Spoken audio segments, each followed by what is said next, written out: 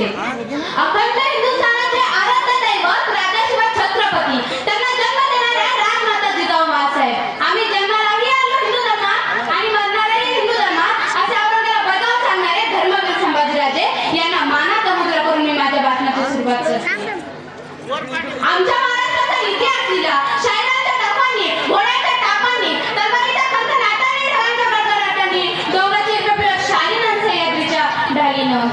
शिवाजी महाराजांचा जन्म 19 फेब्रुवारी 1630 रोजी शिवनेरी किल्ल्यावर झाला. छत्रपती शिवाजी महाराज हे आपल्या नेतृत्वासाठी, युद्धनीतीसाठी आणि राजकारभारासाठी प्रसिद्ध आहेत. त्यांच्या विचारधारेत धर्मनिरपेक्षता आहे. शिवाजी महाराजांनी कधीही धर्म, जाती, पंथ यावर आधारित भेदभाव केला नाही, तर त्यांनी त्यांच्या राज्यात सर्वधर्म समभाव आणि न्यायाचे शासन केले. पण आजच्या महाराष्ट्राची स्थिती पाहून म्हणावेसे वाटते की राजा तुम्ही पुन्हा जन्माला या. शिवाजी महाराजांच्या काळात कुठलाही जातीभेद, धर्मभेद नव्हता. आणि शिवाजी महाराज जर मुसलमानांचे विरोधक असते तर त्यांचा तोफखान्याचा प्रमुख कोण होता?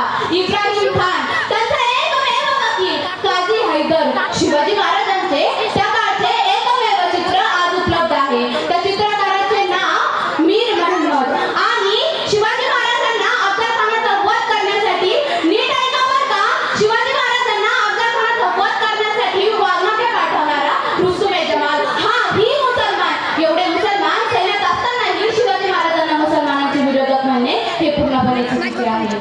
शिवाजी महाराज पण आजच्या महाराष्ट्रातील राजकीय नेते सतत स्वार्थापोटी जातीमध्ये भांडण लावून देत आहे. आज कित्येक जातींमध्ये, धर्मामध्ये सामाजिक एकोपा नष्ट होत आहे. पण आज कित्येक जातींमध्ये सामाजिक एकोपा नष्ट होत आहे. हिंदवी स्वराज्यात स्त्रियांचा सन्मान व आदर केला जात असे. स्त्रियांच्या संरक्षणाची काळजी घेतली जात असे. शाहिस्ते खानाला दररोज डायरी लिहायची सवय होती. त्याच्या डायरीचे नाव शाहिस्ते खान गुरुजी असे होते. शाहिस्ते खानाने शिवाजी महाराजांनी केलेल्या एका हल्ल्याचा प्रसंग नमूद केला आहे. तो लिहितो, शिवराय आले तसे तुफान वाऱ्यासारखे लाल महालातून निघून गेले. काही वेळाने गोंधळ थांबला. शाहिस्ते खानाची एक बहीण धावत धावत खानाकडे आली आणि म्हणाली, भाईजान मेरी बेटी लापता है, मेरी बेटी लापता है भाईजान.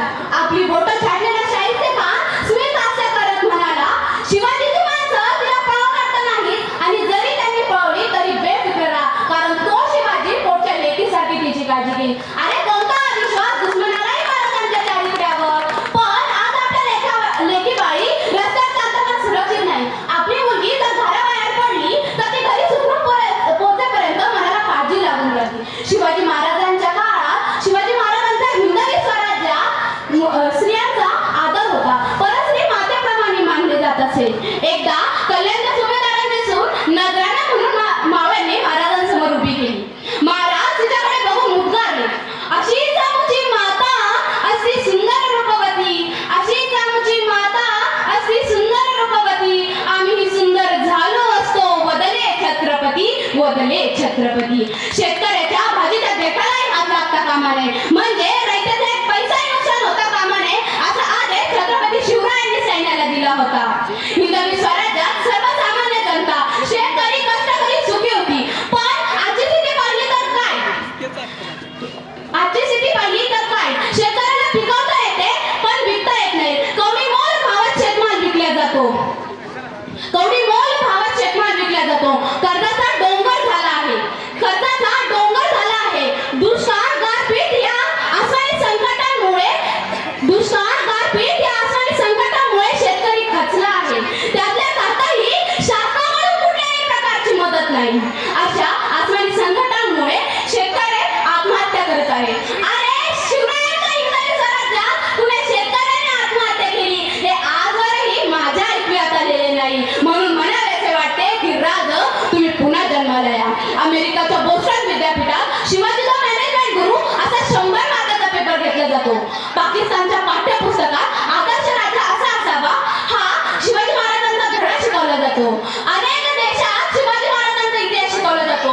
पण आमच्या दुर्दैव आमच्याकडे हा इतिहास पुसण्याचा प्रयत्न केला जातो. शिवाजी महाराज हे भारतीय इतिहासातील एक महान शूरवीर, दूरदृष्टी आणि उत्तम प्रशासक होते. त्यांचे विचार आजही प्रेरणादायक आहेत. शिवाजी महाराजांचे